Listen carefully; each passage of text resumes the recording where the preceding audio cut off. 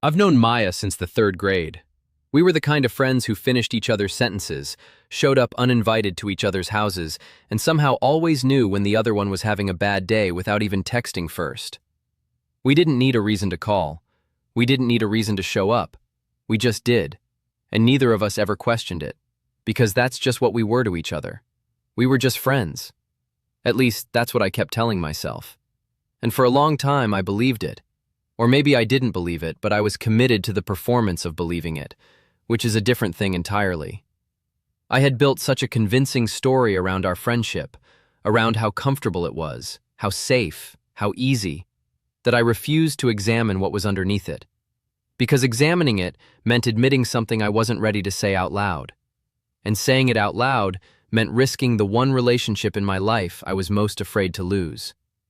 So I didn't say anything. I got very good at not saying anything. It started small, the way these things always do. A look that lasted half a second too long. A reason to stand a little closer than necessary. A laugh that felt warmer in her direction than anywhere else.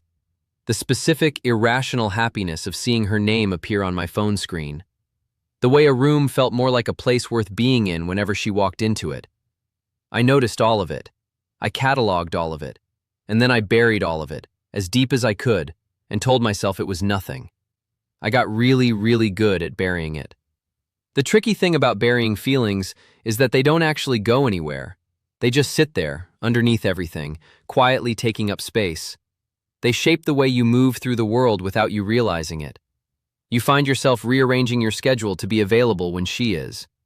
You find yourself remembering details about her life that you never consciously decided to memorize. You find yourself laughing a little too quickly at her jokes, or going quiet in a way you can't explain when she mentions someone she's been seeing. And you tell yourself, every single time, that none of it means anything. That you're just a good friend. That this is just what close friendship looks like. You become an expert at lying to yourself. And the longer you do it, the more convincing you get. Then came last October. We were at her cousin's wedding, both of us dressed up and slightly out of our element in a venue with chandeliers and a 3-course meal neither of us could pronounce correctly. We were seated at the same table, which felt like the universe doing me a favor and a disservice at the same time. We spent most of the night making quiet jokes to each other about the speeches, sneaking extra bread from the basket, and pretending we knew how to dance when the music started, which we absolutely did not. It was one of those evenings that just felt easy, light, like the best version of something ordinary. At some point during the reception, the golden hour light was coming through the tall windows of the venue, and Maya was talking to her aunt about something. I don't even remember what. And she laughed. One of her real laughs, not a polite one. Her head tilted slightly to the side the way it always does when something genuinely catches her off guard. And the light was hitting her in this way that made everything look like a photograph that someone had spent hours composing. So I took one. Quietly, without making a thing of it. She didn't notice. I told myself it was just a good photo. Good lighting, good moment, the kind of thing anyone would capture. I kept it. Of course I kept it. I didn't frame it. I didn't set it as a wallpaper. I didn't do anything dramatic with it. I just put it in my gallery, in no particular folder, and left it there.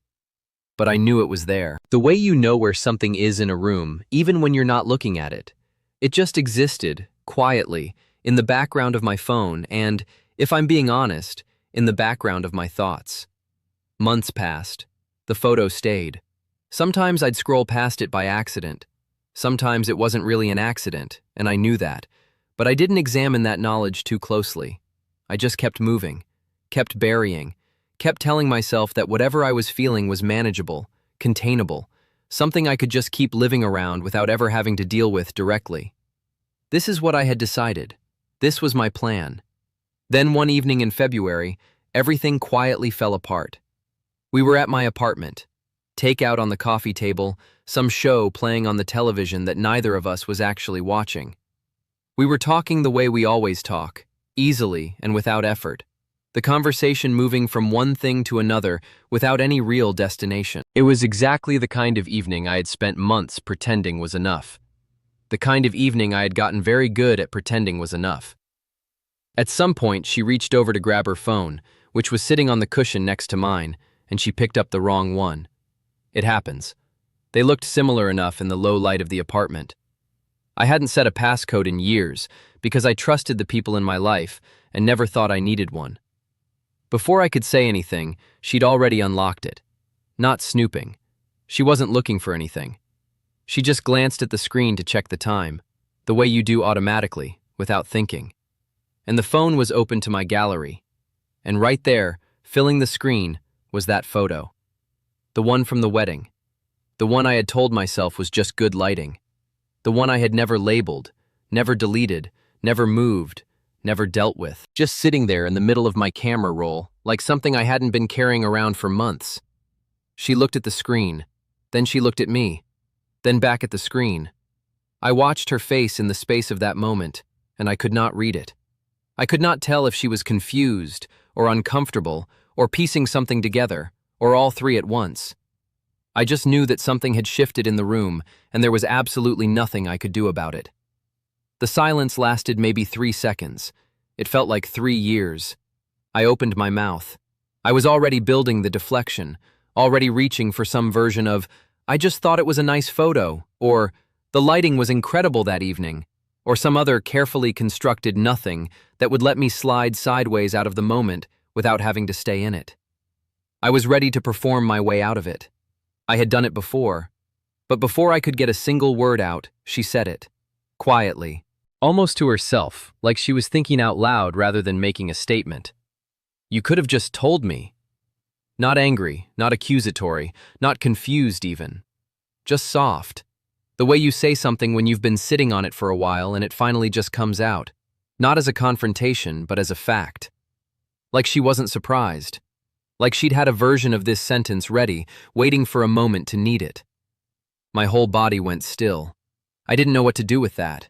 I didn't know what to do with the tone of it, or the patience in it, or the complete absence of judgment. I had spent months bracing for a reaction, and the reaction I got was the one I had never once imagined. "Told you what?" I said, which was a ridiculous thing to say. I knew exactly what. She knew I knew exactly what. She set the phone down on the coffee table carefully, and she turned toward me on the couch and she said, "That you felt something. I would have wanted to know." I laughed, nervously, reflexively, in the way you do when your body is trying to release tension it doesn't know how to carry. It was the worst possible response. I knew it immediately, and she just waited. She didn't laugh with me, didn't let me off the hook, didn't give me an easy out. She just waited with this expression that was so patient and so calm and somehow so much worse than anger would have been. "I didn't think you—" I started. "You didn't ask," she said. 3 words, and she was right.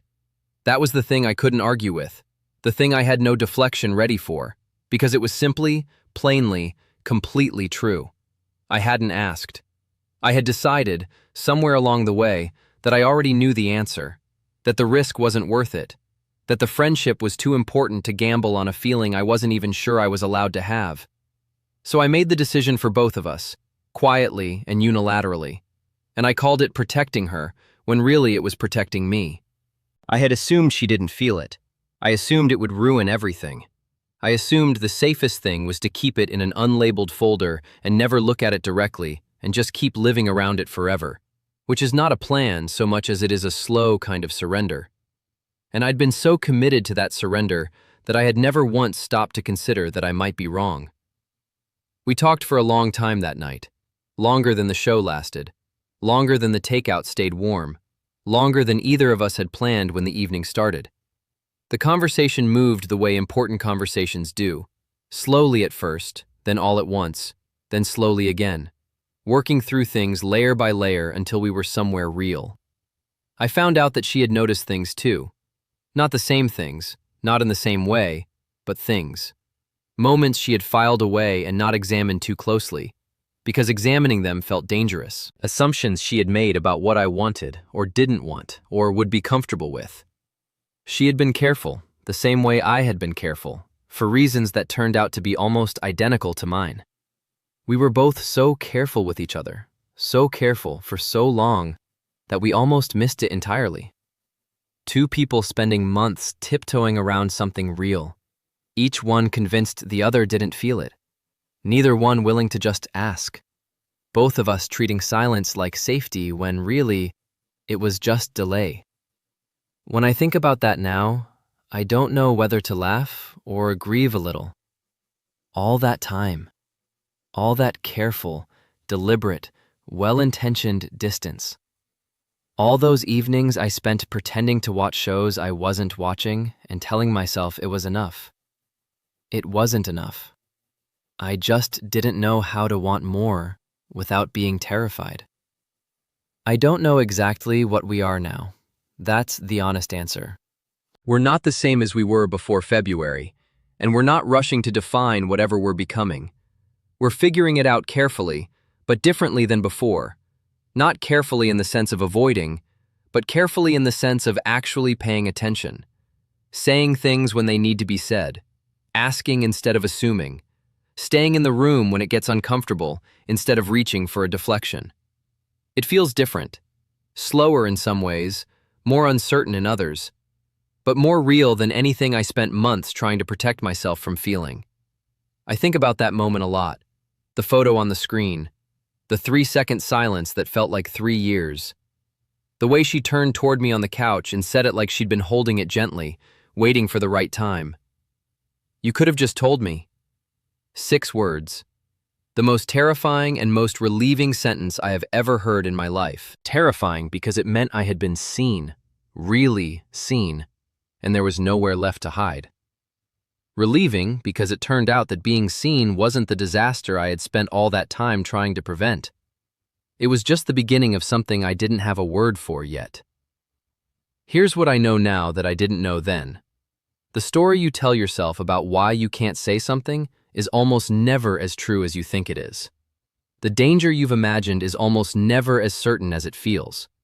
You've run the scenario 100 times in your head and decided you already know how it ends. But you don't. You can't. Because the other person hasn't had a chance to respond yet. You've been making decisions based on a conversation that never actually happened.